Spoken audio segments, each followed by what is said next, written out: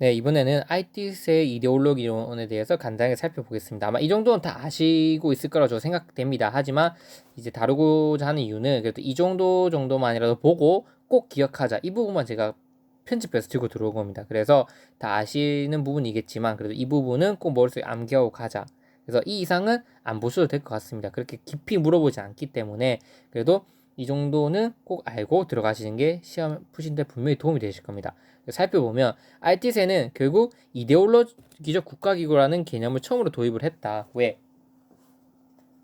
사회 구성 체제가 하나의 사회 구성 체제가 이제 지배 집단에 의해서 만들어지잖아요. 그게 지속적으로 유지되기 위해서는 생산력과 기존의 생산 관계를 이제 재생산해야 됩니다. 그래서 어떤 이 집단이 만들어 놓은 하나의 사회 구성체를 계속해서 유지시키기 위해서는 재생산해내기 위해서는 생산력과 기존의 생산 관계가 재생산돼야 되는데 이때 필요한 것들이 뭐냐면 바로 억압적 기구와 이데올로적 기구라는 겁니다. 이 두 가지 기구가 있어야만 지금 만들어낸 이 사회 구성 체제를 지속적으로 유지시켜 나갈 수 있다고 본 거예요.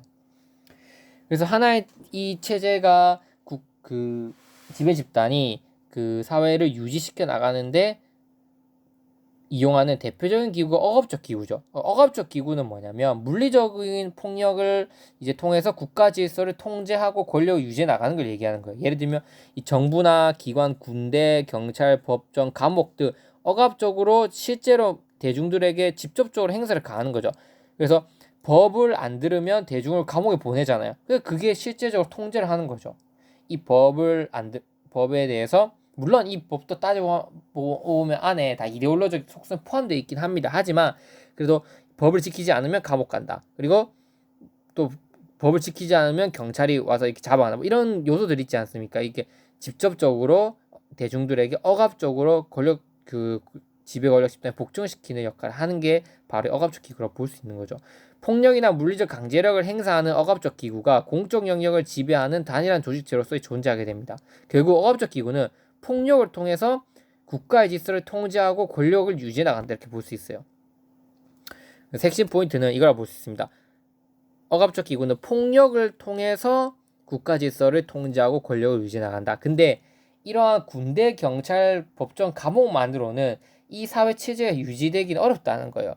그러면 그 사람들의 의식을 은연중에 이제 그 지배 집단이 원하는 대로 이끌어 나갈 수 있는 그 지배 집단이 편한 대로 뭔가 통제하고 질서를 유지해 나가는 방향으로 이끌어 나가야 되는데 그러한 의식을 자유롭게 통제하는 게 뭐냐면 이데올로적 기구라는 거예요. 이데올로기를 은연중에 전파하는 거예요. 그래서 전파해서 대중들을 복종시키는 기구로 이 이데올로적 기구는 억압보다는 자율적인 합의를 통해서 기존 권력을 유지시킨다. 모르는 사이에 내가 그 교육을 받다 보면 내가 통제하는 게 아니라 스스로 내가 그 어떤 그 체제, 어떤 지식 그런 부분들을 내가 따르게끔 몸이 만들어지게 된다는 거죠. 대표적인 그런 뭐 종교, 뭐 학교, 가족, 정치, 언론, 문화 이런 것들이 있습니다. 이 이데올로적 기구는 상징적 폭력을 통해서 국가의 질서를 통제해 나가고 권력을 유지해 나간다 이렇게 봅니다.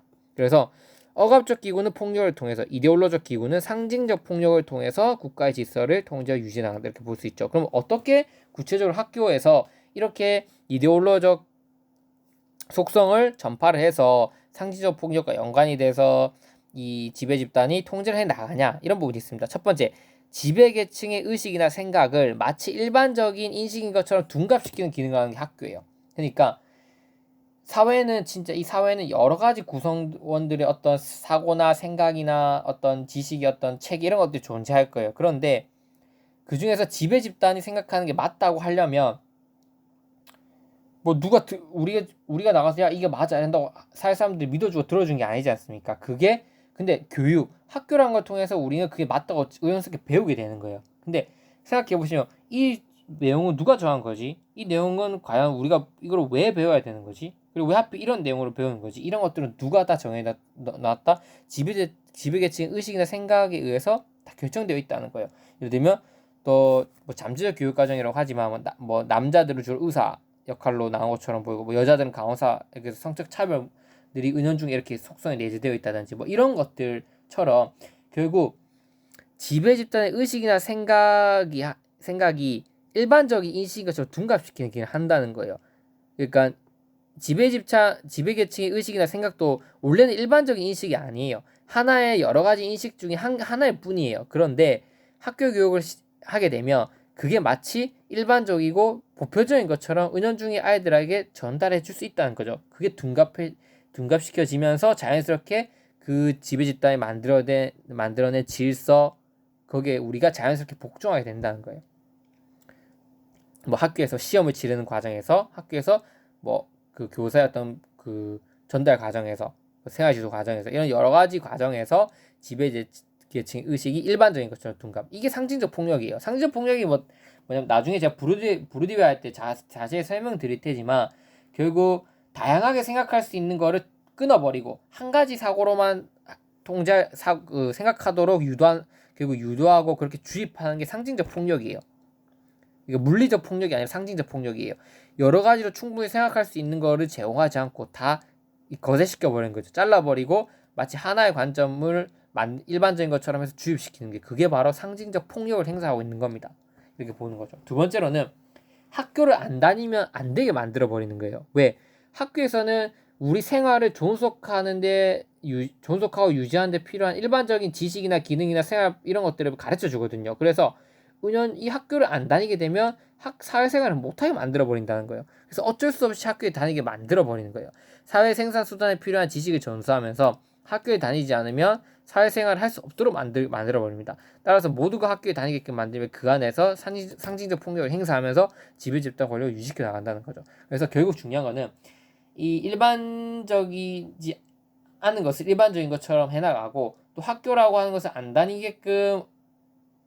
그러니까 안 다니게끔 할 수 없도록 만드는 거죠. 무조건 다니게끔 만들어 놓는 이 구조를 통해서 결국 지배 집단의 어떤 질서 혹은 지배 집단의 사상, 그 다음에 그런 것들이 자연스럽게 유지될 수 있다고 보는 거예요.